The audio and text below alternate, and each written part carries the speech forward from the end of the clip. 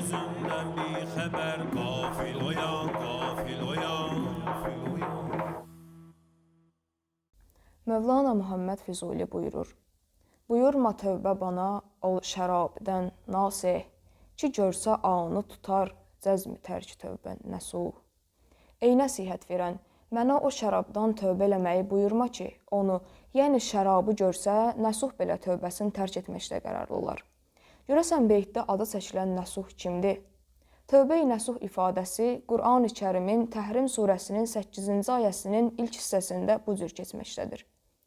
Ya əyyuhəl-ləzinə əmənu, tubu iləllahi tövbətən nəsuha. Ey iman gətirənlər, Allaha nəsuh tövbəsi kimi tövbə edin. Bu ifadə xalisanə və səmimi tövbə kimi ümumi izah edilsə də, nəsuh sözünün xüsusi isim olduğuna bəzi mənbələrdə rast gəlinir. Müxtəlif rəvayətlərdə nəsuhun kəfən soyğuncusu, yol kəsən günahkar olduğu bildirilsə də, onun haqqında ən məşhur rəvayət belədir.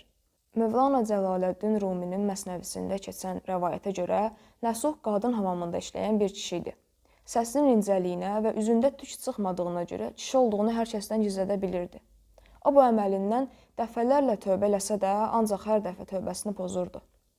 Bir gün nəsuh bir arifin yanına gəlir və tövbəsini pozmaması üçün arifdən onu dua eləməsini istəyir. Arif adam onun günahının nə olduğunu bilsə də, bunu nəsuhun üzünə vurmur və onun üçün dua eləməyə başlayır. Arifin duası 7 səma qatından keçir və duanın bərəkətindən nəsuhun tövbəsi qəbul olur. Bir gün şahın qızı nəsuhun olduğu hamama gəlir və burada sırğasının incisini itirir. Əmr olunur ki, hamamın giriş-çıxışı bağlansın. Belə qərar verilir ki, sırğanın incisini oğurlayan kəs çarmıxa çəkiləcək. Hər kəs şəhzadənin incisini axtarmağa başlayır. Amma incini hamamdan tapa bilməyəndən sonra insanların üst başını axtarmağa qərar verirlər. Nəsuh bundan narahat olur.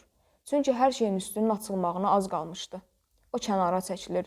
Elə orada da Allahla münacatında buyurur: Ya Rəbbim, mərhəmətinə layiq bir şəkildə mənimlə rəftar et.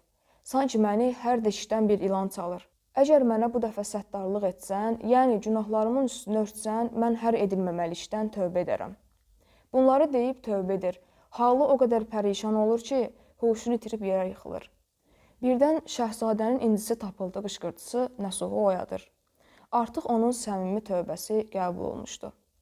Nəsuh padşahın qızına hamıdan yaxın olduğu üçün ondan şübhələnmişlər. Ona görə qadınlar ondan üzr istəyib halallıq almaq istəyirdilər.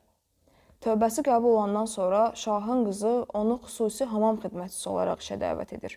Amma o qətiyyətlə bunu rədd edir. Bəli, həqiqətən də uca yaradan günahkar qulunun səmimi tövbəsini qəbul etməyə həmişə hazırdır. Yetər ki, insan ondan heç vaxt ümidini üzməsin. Gafil uyan,